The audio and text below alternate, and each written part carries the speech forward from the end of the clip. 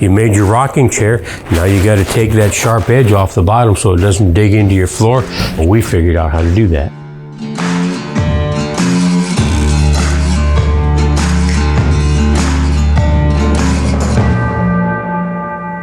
Welcome back to Highweel Woodworks. I'm Tim Eggers. What you see before you is a rocking chair that I'm working on. On Monday afternoons, my buddy Lenny comes over, and for the last 3 years, we've been doing this every Monday afternoon, or the majority of them anyway, and making rocking chairs. This one happens to be an Irish stick style chair, and we couldn't find examples of an Irish stick chair adapted to be a rocking chair, so we just kind of did a little engineering and made that happen. And one of the things that's cool about this is when we're making those rockers, you know, they're about 5/8 of an inch thick and square on the face. So the face of it would be square like this. Well, with those legs canted in as there, it's going to sit at an angle. So that would leave that inside edge nice and sharp and getting into the floor that it's going to be on. So what we figured out was a way to make that angle of the legs and that angle on the face such that the base of the rocker is actually parallel to the floor, not set at an angle for it. So let me show you how we did that. Pretty cool little idea that we came up with. I'm going to attach this to the bench, of course, because I don't want it to move.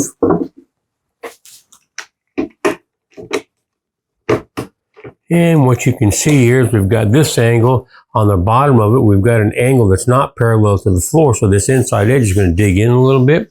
So what we did is we simply took a flat piece of stock here. In this case, it happens to be a 3/4 inch piece of plywood, nice and straight edge on it. We attached some 80 grit sandpaper to that and literally just sanded that edge. So we're taking this inside edge from being at an angle, we're taking this to being flat and parallel with the floor, or in this case, the bench. So we're just sanding that down. And we literally went back and forth like this a whole bunch of times.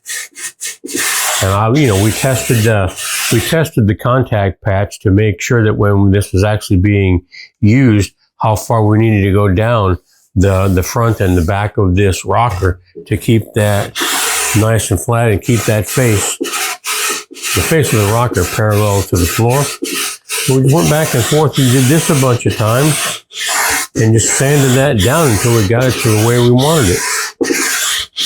Now with this flat piece representing the floor that's going to ride on, you'll see that we've got a nice flat edge here going across on both of these.